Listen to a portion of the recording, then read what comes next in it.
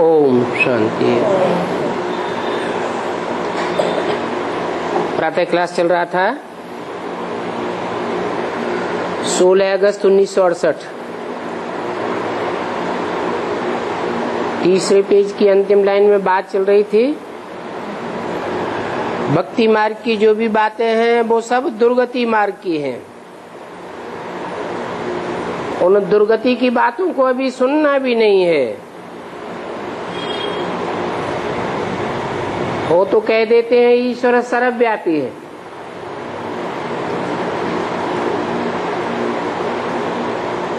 जब सर्वव्यापी वाली बुद्धि में बातें बैठती है तो सबकी बुद्धि भटक जाती है। एक व्यापी हो तो बुद्धि एक टिकाने टिके।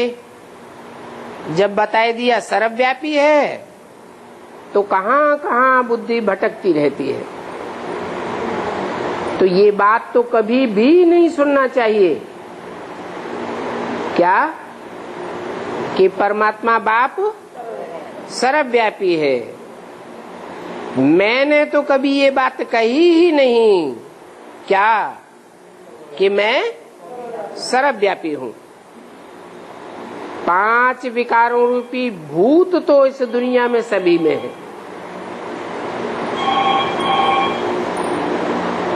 काम, क्रोध, लोभ, मोह, अहंकार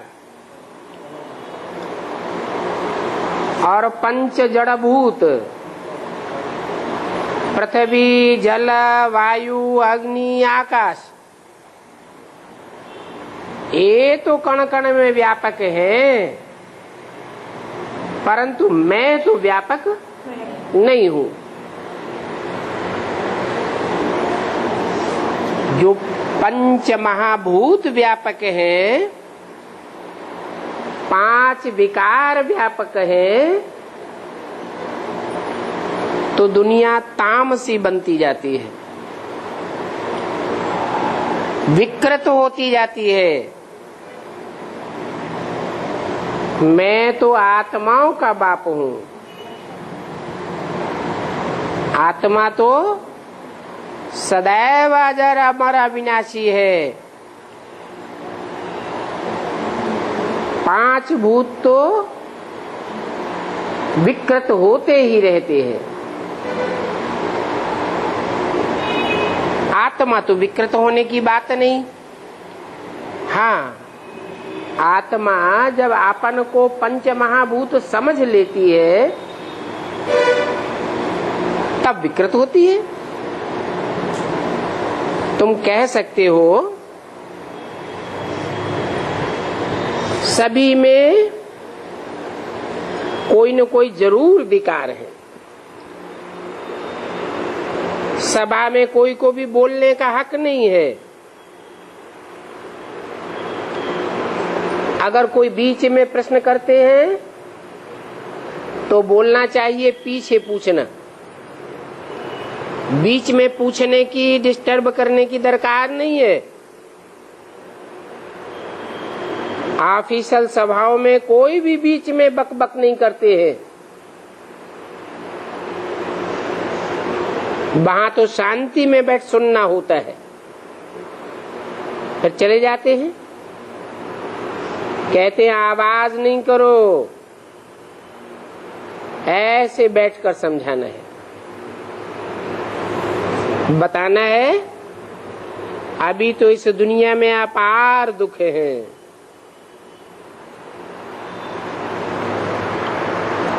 क्यों दुख है? क्योंकि दुनिया विकृत होती जा रही है, विकारी बनती जा रही है। जितनी ज्यादा विकृत होती जाती है उतना दुख बढ़ता जाता है। हम बाप को और बाप की रचना के आदि मध्य अंत को जानते हैं।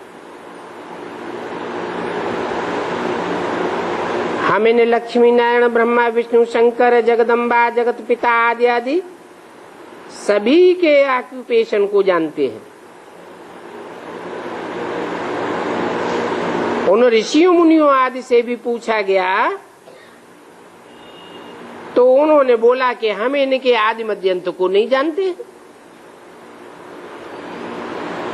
नहीं जानते हैं। तो कहेंगे अनास्था वालों की दुनिया, आस्तिकों की दुनिया नहीं कहेंगे। न कोई बेहद के बाप को जानते हैं, एक भी नहीं है जो बेहद के बाप को जानता हो। कह देते हैं सर्वव्यापी है। अभी जब बाप ने पैराडाइज बनाया तब सभी को निश्चय हो गया। पहले तो तुम भी नहीं जानते थे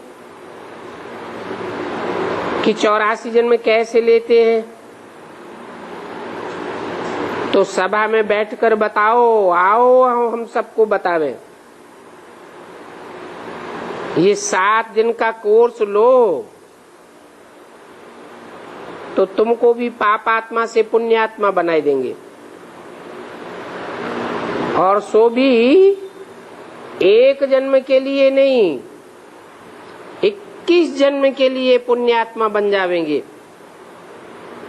21 जन्म तुम कोई भी पाप नहीं करेंगे। हम तो खुदा के बच्चे हैं, खिदमतगार हैं, तो हम सब की खिदमत करते हैं।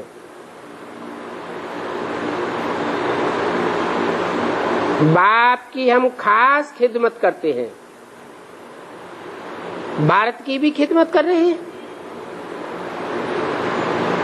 और अपने ही तन मन धन से भारत की रूहानी सेवा कर रहे हैं। हम कोई से भीख नहीं मांगते हैं। दुनिया में तो सब करते हैं जिस्मानी सेवा, और हम करते हैं रूहानी सेवा। रूहानी बाप हमको रूहानी सेवा करना सिखाते हैं। रूह का कनेक्शन अनेक जन्मों से है, और जिस्मानी सेवा का कनेक्शन एक जन्म से है।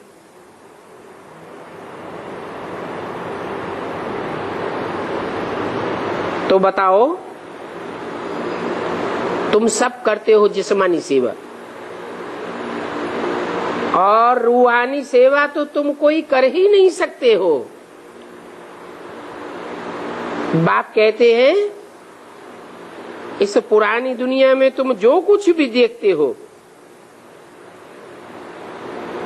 इन आंखों से, वो सब भूल जाओ। ये आंखें ही विनाशी हैं, ये शरीर ही विनाशी है, और ये सारी दुनिया ही विनाशी है। फिर अविनाशी क्या है? आत्मा अविनाशी है, और आत्माओं का बाप भी अविनाशी है, और आत्माओं का घर भी अविनाशी है। इस दुनिया में जो स्वर्ग बनता है वो भी विनाशी। चलो 21 जन्म तक चलता है, फिर बाद में विनाश तो होता है ना। इस दुनिया में सब कुछ है विनाशी, और बाप के घर में जो भी अभी आत्माएं हैं वो सब है अविनाशी। अभी तुम जानते हो इस पुराने षष्ठी वृक्ष रूपी मनुष्य के झाड़ का सारे का विनाश होना है। इस यज्ञ में सब कुछ स्वाहा हो जाएगा।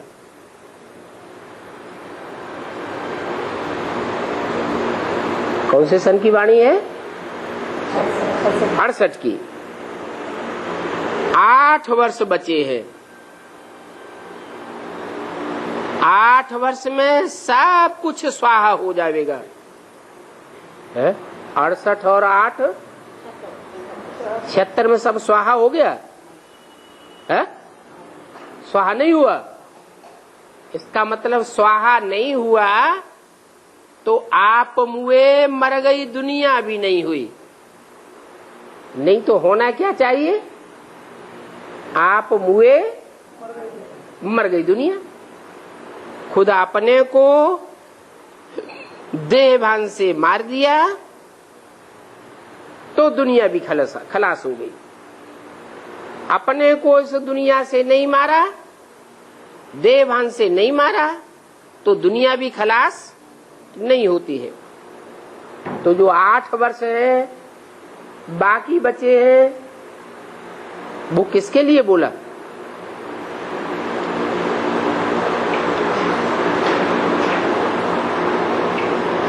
सिर्फ उस आत्मा के लिए बोला जिसने पक्का फैसला कर लिया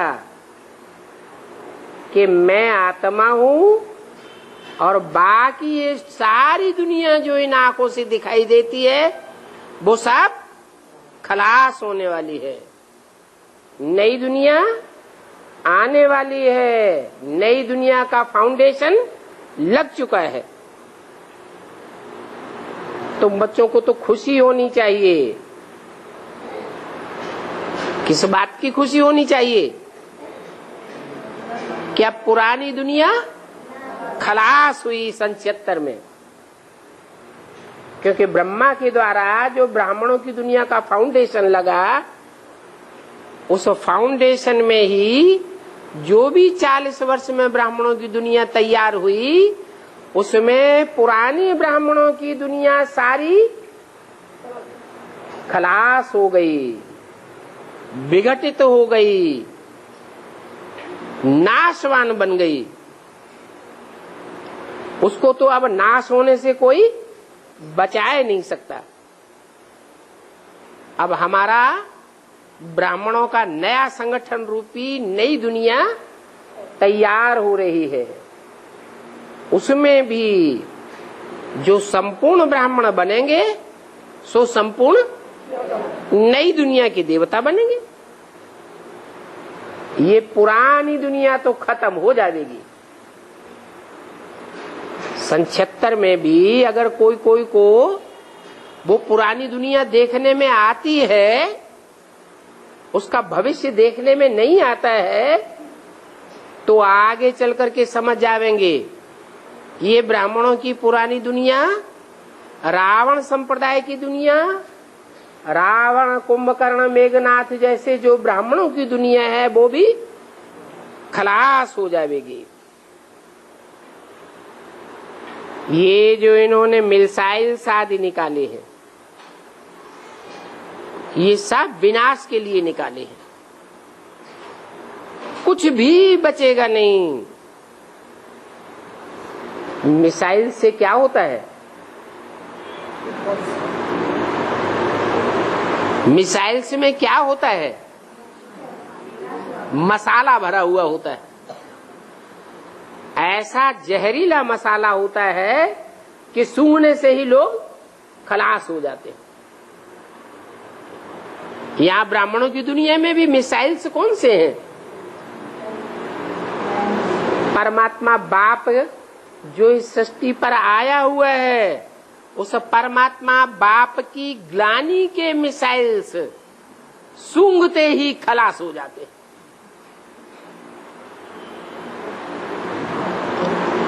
कितना भी उनको एडवांस ज्ञान सुनाया हुआ हो,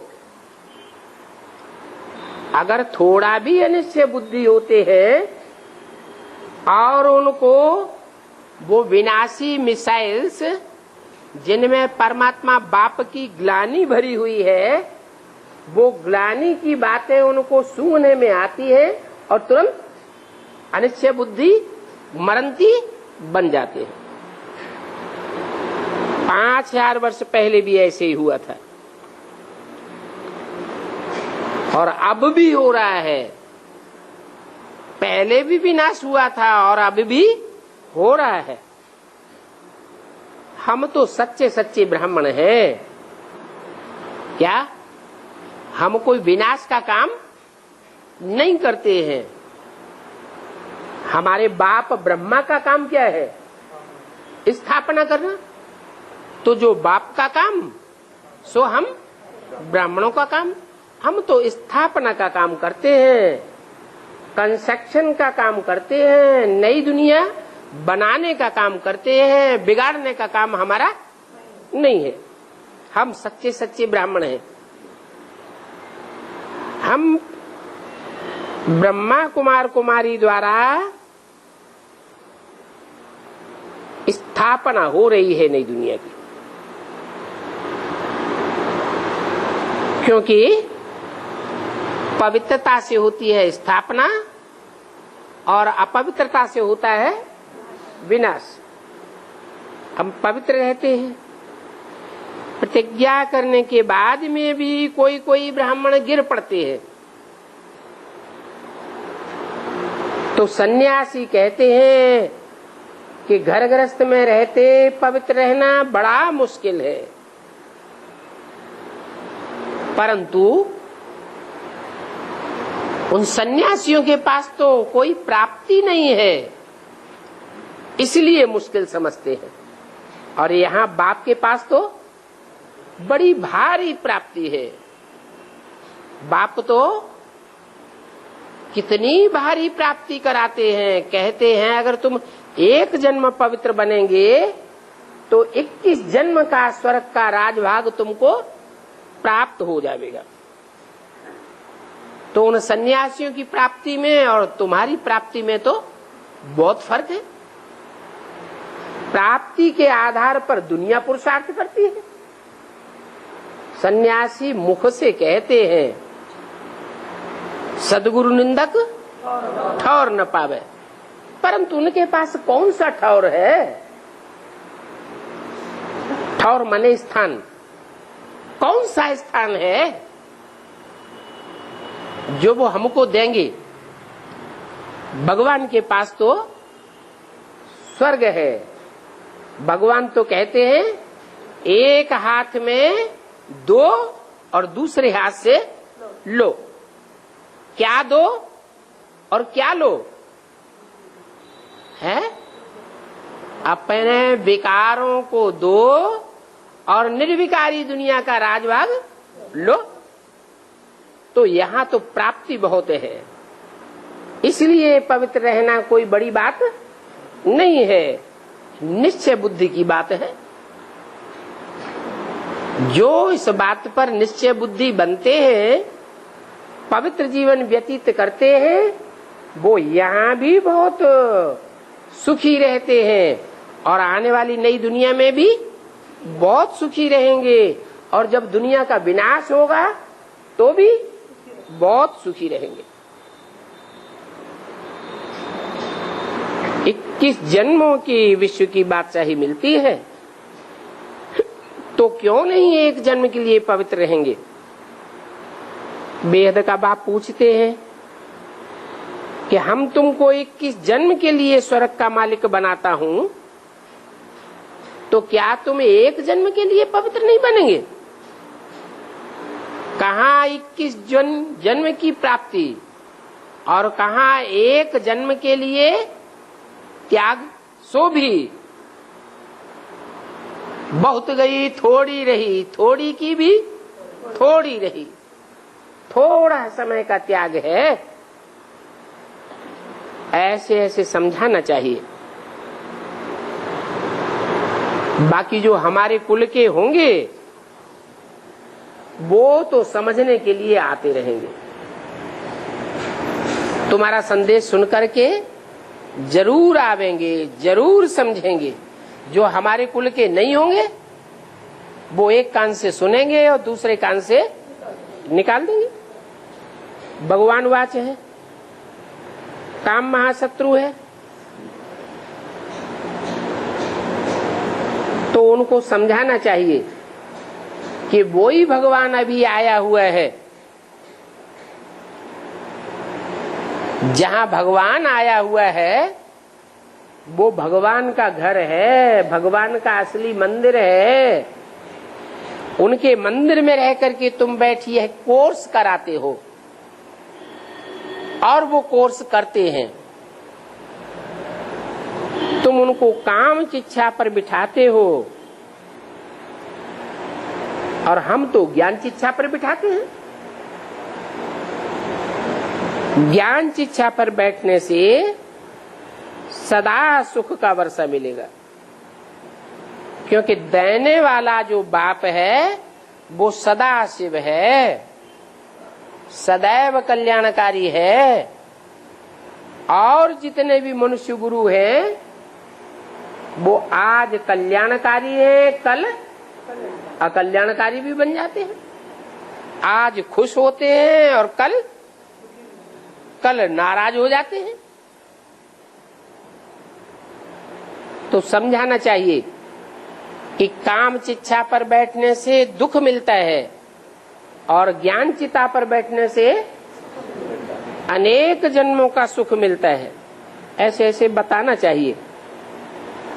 तो कहेंगे ये तो समझाने में बहुत तीखे हैं, चैलेंज दो कि आओ एक सप्ताह में भी हम तमो प्रधान से सतो प्रधान तुम्हारी बुद्धि को बना सकते हैं।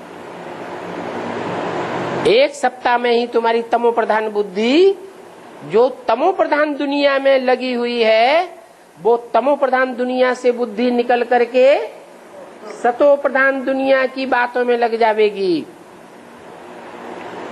तुम्हारी बुद्धि ही पलट जावेगी। तब तुम्हारे सब दुख दूर होने लगेंगे। बोलो, हम तो सुख का रास्ता बताते हैं। जो इस दुनिया में अज्ञान के अंधे हैं,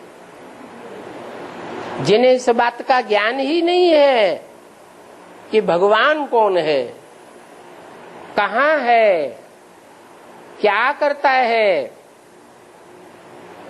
कब आता है और क्या करके जाता है, ऐसे अज्ञानियों की तुम बैठ अंधों की लाठी बन जाते हो।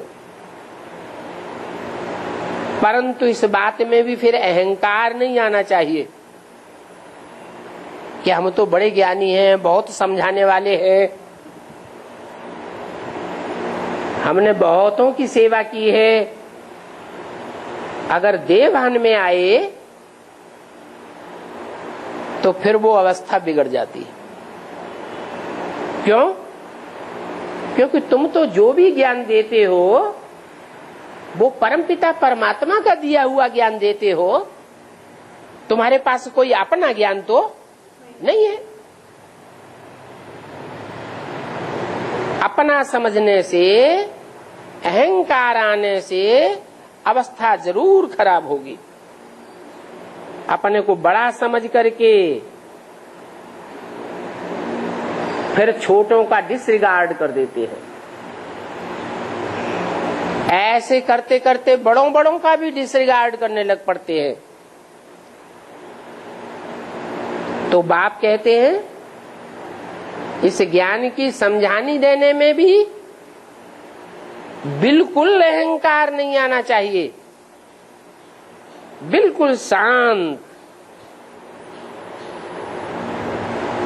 एक दो से अच्छे तो होते हैं ना, तो जो अच्छे अच्छे बच्चे हैं उनका खूब रिगार्ड रखना चाहिए। आधा कल्प से भगवान को गाली देते देते सब हिरे हुए हैं। भगवान पत्थर में है, भित्तर में है, कण में है, जानवर बन करके आता है। ये गाली देना हुआ ना। अभी बाप कहते हैं मैं मनुष्यों को सुधारने के लिए मनुष्य में आऊंगा या जानवरों में आऊंगा? मनुष्य को मन बुद्धि होती है। मन बुद्धि से मनुष्य ज्ञान को समझ सकता है। जानवर थोड़े ही बैठ करके ज्ञान सुनेंगे, समझेंगे, न दूसरों को समझावेंगे।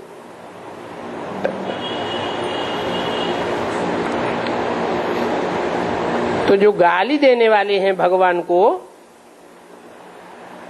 उनके आगे और बातें हम क्या सुनावें। बताना चाहिए कृष्ण की क्या महिमा है। कृष्ण तो है ही 16 कला संपूर्ण। 16 कला संपूर्ण तो सतयुग होता है। त्रेता में 14 कलाएं होती हैं। सतयुग में कृष्ण का राज्य था, उनको नारायण कहा जाता था। तुम कीर्तन में भी गाते हो ना, हे कृष्ण नारायण वासुदेव, तो जो कृष्ण है वो ही नारायण है।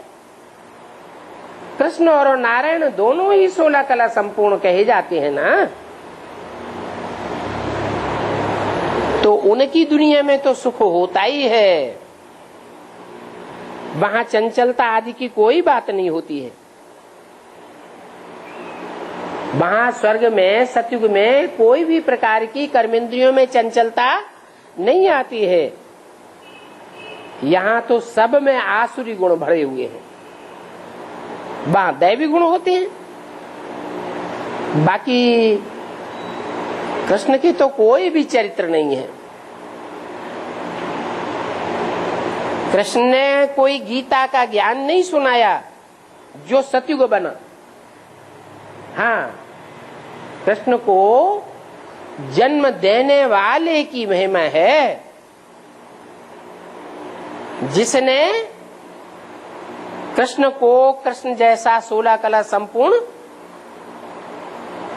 बनाया। बाकी तो चरित्र आदि की कोई बातें हैं नहीं, ये सभी तो भक्ति मार्ग की बातें हैं। भक्ति मार्ग में गपोड़े लगाए हैं।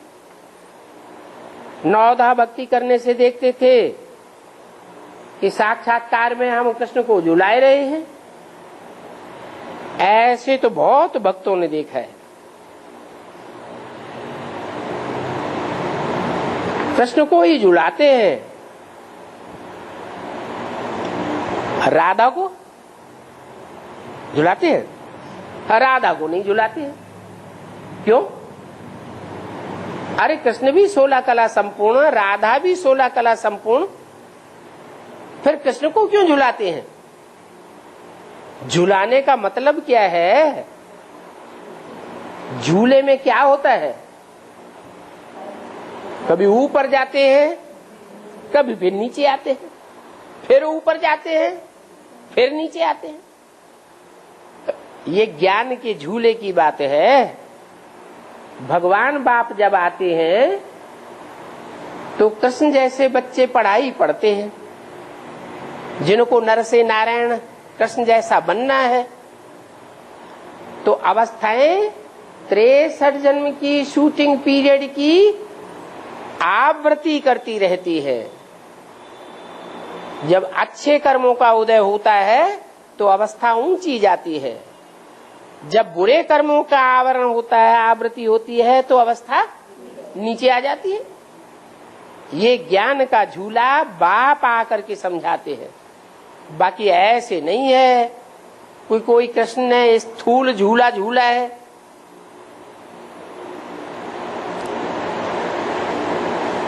राधे के लिए झूला नहीं दिखाते हैं।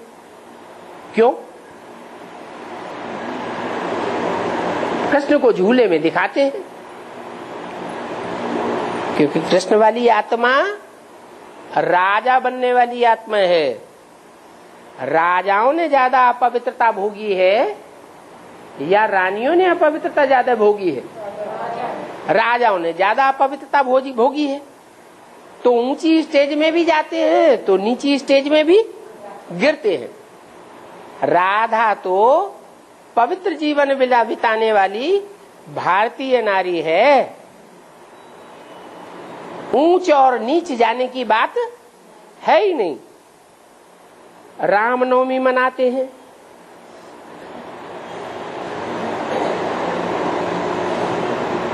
तो देखो जब राम की नवमी मनाते हैं तो सीता कहाँ गई है?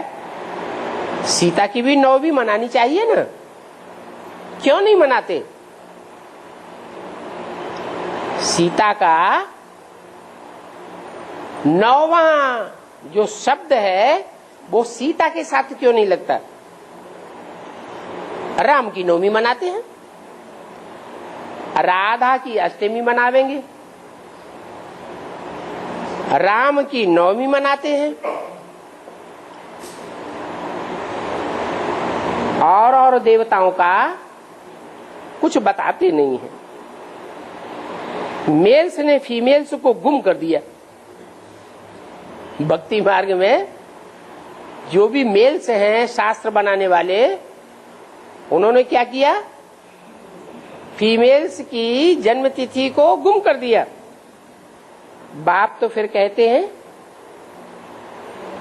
भक्ति मार्ग में भी देखो गायन है, पहले राधा फिर कृष्ण, पहले लक्ष्मी फिर नारायण, पहले सीता फिर राम।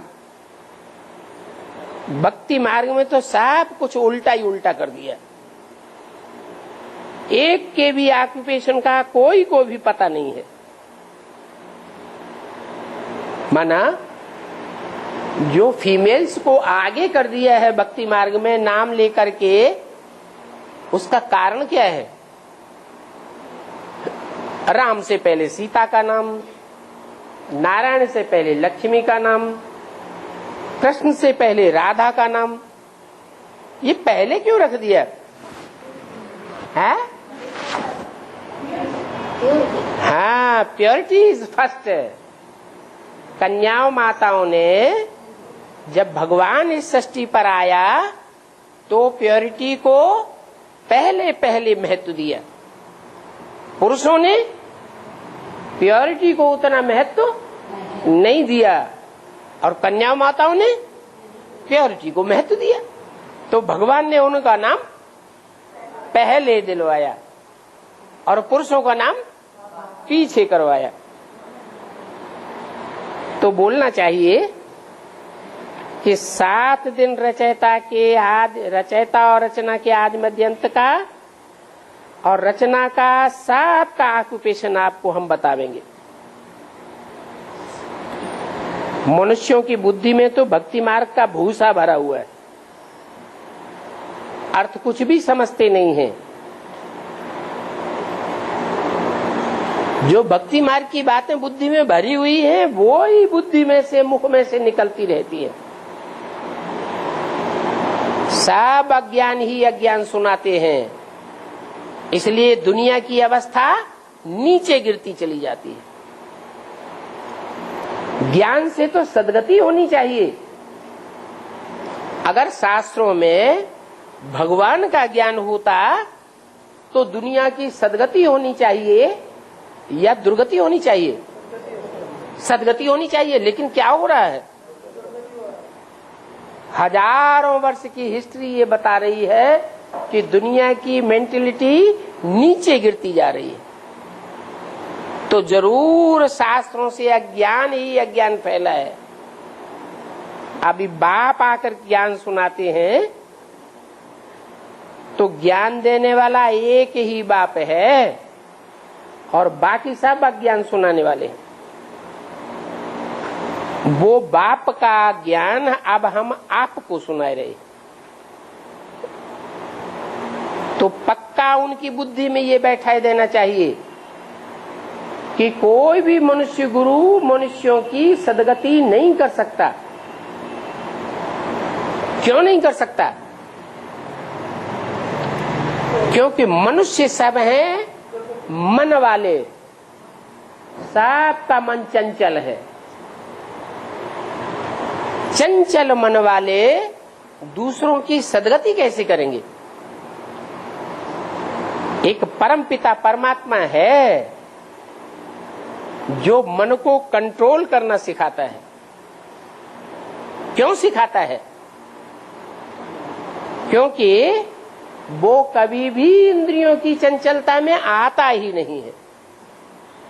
जो भी इंद्रियां हैं, 10 इंद्रियां, उन 10 इंद्रियों को चलाने वाला है मन, और मन मनुष्य का चंचल होता है।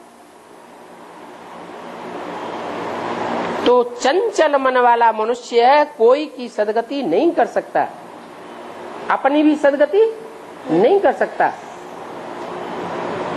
उसकी इंद्रियों को कंट्रोल करने के लिए भगवान बाप को ही सृष्टि पर आना पड़ता है।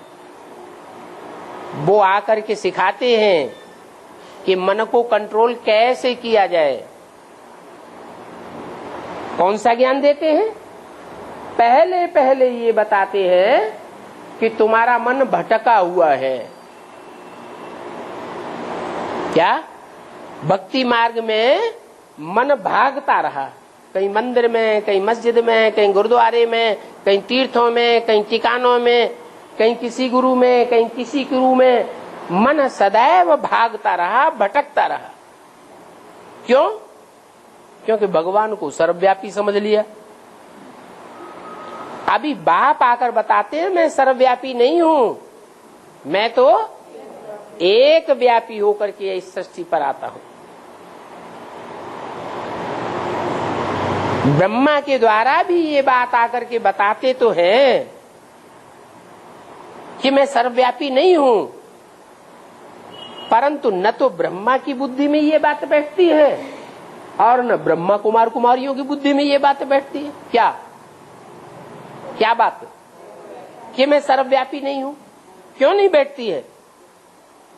क्योंकि वो ये समझ नहीं पाते हैं कि भगवान सर्वव्यापी नहीं है तो एक व्यापी कहां है। न तो यज्ञ के आदि से ब्रह्मा ने इस बात को समझा और न ब्रह्मा कुमार कुमारियों ने इस बात को समझा। क्या?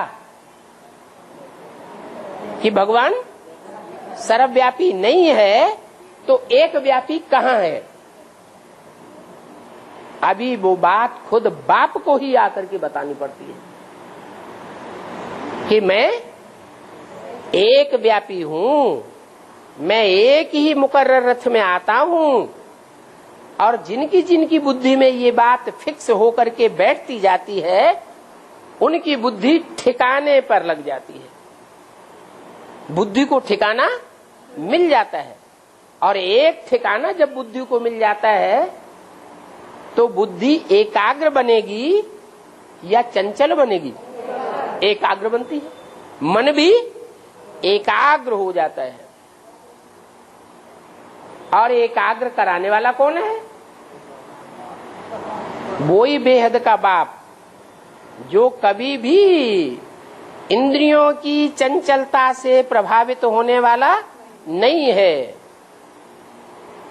बल पतित से पतित तन में आता है, परंतु फिर भी उसकी इंद्रियां चलायमान नहीं होती है। इस पतित दुनिया के बीच में आता है। पतित दुनिया में अनेकों के संग के रंग में आते हुए भी भगवान बाप किसी से प्रभावित नहीं होता है। तो मनुष्यों की बुद्धि में भूसा भरा हुआ है सर्वव्यापी के ज्ञान का, तो निकलता ही नहीं है कि ज्ञान देने वाला एक ही बाप है। वो एक ही बाप हमको ज्ञान सुनाए रहे हैं। मनुष्य मनुष्य की सदगति नहीं कर सकता। बाप कहते हैं कि जो अपन को भगवान समझते हैं वो सब हिरण्यकश्यप जैसे दैत्य है। क्या? कैसे दैत्य? हिरण्य, हिरण्य माने सोना, काश्य माने तेज। सोने जैसी जो सच्ची सच्ची आत्माएं हैं, पवित्र आत्माएं हैं, जन्म जन्मांतर की पवित्र आत्माएं हैं, उन सोने जैसी सच्ची सच्ची पवित्र आत्माओं के पवित्रता रूपी तेज को पा, हिरण्यकश्यप पा, पीने वाले हैं। ऐसे ऐसे भयंकर हिरण्यकश्यप हैं जो अपन को भगवान समझकर बैठ जाते हैं। अच्छा, तो दुनिया वालों की बात बाद में, ब्राह्मणों की दुनिया में अपन को भगवान समझने वाले हैं या नहीं है? हैं? कैसे? बड़े बड़े मेगा प्रोग्राम किए ना, बड़े बड़े मेगा प्रोग्राम किए बड़े बड़े शहरों में। उनमें त्रिमूर्ति का चित्र कौन सा लगाया? 3 दादियों को बैठा दिया, त्रिमूर्ति शिव हो गया। तो अपन को भगवान समझ करके नहीं बैठ गए। कहते हैं भगवान तो ज्ञान सुनाकर ब्रह्मा में चला गया, अब नई दुनिया बनाने वाला कोई नहीं है। कौन है? हम हैं। हम ही त्रिमूर्ति हैं, हम ही नई दुनिया बनावेंगे। जो उन मनुष्य गुरुओं के भक्त होते हैं उनको तो विश्वास बैठ जाता है कि हाँ ये जरूर नई दुनिया बनावेंगे। फिर गुरु मर जाते हैं और चेला सत्यानाश हो जाता है।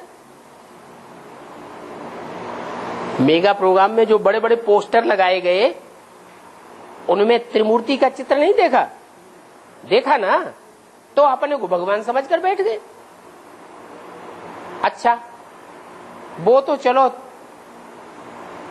3 मूर्तियों में कोई ब्रह्मा कुमार कुमारियों को ही दिखाया गया। उन ब्रह्मा कुमार कुमारियों को जन्म देने वाला कौन? कौन? कोई जन्म देने वाला था या नहीं था? है? था। कौन था? ब्रह्मा। ब्रह्मा ने अपन को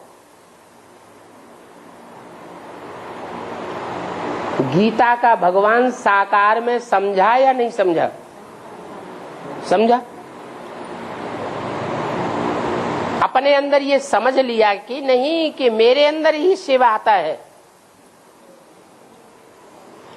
मैं ही शिव का स्वरूप साकार में हूं, दुनिया में और कोई शिव का साकार स्वरूप नहीं है। ये पक्का बुद्धि में बैठा लिया। मैं ही ब्रह्मा हूं, मुझे ब्रह्मा के द्वारा ही नई दुनिया की स्थापना होती है। फिर 68 में क्या हुआ? 68 में शरीर छोड़ दिया, नई दुनिया कहां गई? है? नई दुनिया बनी। तो दुनिया का बड़े से बड़ा गुरु कौन हुआ? मनुष्य गुरु। ब्रह्मा दुनिया का बड़े से बड़ा मनुष्य गुरु बन गया। तो ब्रह्मा कुमार कुमारी नहीं बनेंगे? मनुष्य गुरु नहीं बन करके बैठेंगे? जरूर बन करके बैठेंगे। बाप कहते हैं जो अपन को भगवान समझ करके बैठते हैं वो हैं बड़े से बड़े हिरण्यकश्यप दैत्य। वो स्वर्ग स्थापन नहीं कर सकते। भगवान को ये कहने की दरकार ही नहीं क्या कि मैं भगवान हूं, मैं शिव हूं। भगवान जिस तन में आवेगा वो तनधारी को भी ये कहने की दरकार नहीं मैं शंकर हूं, मैं ब्रह्मा हूं, मैं नई दुनिया की स्थापना करने वाला हूं। जो करने वाला होता है वो मुख से कहता नहीं है, कहेगा या करके दिखाएगा? करके दिखाएगा। जो कहने वाले होते हैं वो करते नहीं हैं, और जो करने वाला होता है वो मुख से कहता भी नहीं है। तो बाप कहते हैं जो अपन को भगवान कहते हैं वो हिरण्यकश्यप जैसे दैत्य हैं, हठयोगी निवृत्ति मार्ग वाले हैं। वो निवृत्ति मार्ग वाले प्रवृत्ति मार्ग वालों को राजयोग नहीं सिखला सकते हैं। जो मेगा प्रोग्राम में बड़े बड़े पोस्टर बना करके त्रिमूर्ति शिव अपन को साबित करने वाले थे कि हम शिव की 3 मूर्तियां हैं, जो नई दुनिया बनाने वाले, पुरानी दुनिया को बिगाड़ने वाले और नई दुनिया की पालना करने वाली हम 3 मूर्तियां हैं, वो प्रवृत्ति मार्ग के थे या निवृत्ति मार्ग के हैं? प्रवृत्ति मार्ग के नहीं थे। अरे इतना रुकने की क्या बात, वो प्रवृत्ति मार्ग वाले थे या निवृत्ति मार्ग वाले थे? निवृत्ति मार्ग वाले थे। कोई कहेगा उनको कि ये प्रवृत्ति मार्ग वाले थे? नहीं। अब ब्रह्मा, विष्णु और शंकर, उन 3 मूर्तियों में शास्त्रों में तो दिखाया है कि शंकर भी प्रवृत्ति मार्ग वाला और विष्णु भी प्रवृत्ति मार्ग वाला था। तो जो प्रवृत्ति मार्ग वाली मूर्तियां हैं वो ही प्रवृत्ति मार्ग की नई दुनिया की स्थापना कर सकती हैं। जो है ही निवृत्ति मार्ग वाले, वो प्रवृत्ति मार्ग की नई दुनिया स्थापन कैसे करेंगे? कर ही नहीं सकते। हाँ, ब्रह्मा के लिए जो शास्त्रों में लिखा है कि उनकी भी प्रवृत्ति थी, तो वास्तव में ब्रह्मा की बेटी थी या प्रवृत्ति थी? बेटी के साथ प्रवृत्ति थोड़ा ही होती है।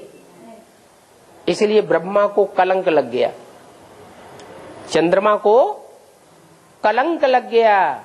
कलंक लगने के कारण ब्रह्मा की पूजा नहीं होती है, मूर्तियां नहीं बनती हैं, उनके मंदिर भी नहीं बनते हैं।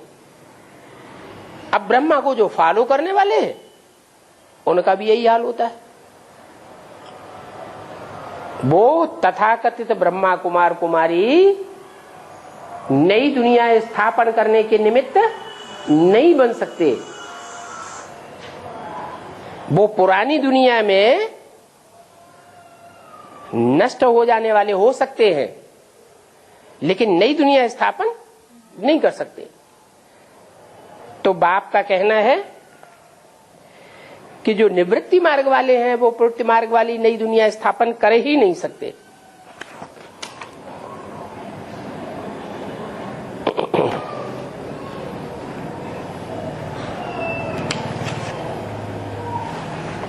ओम शांति।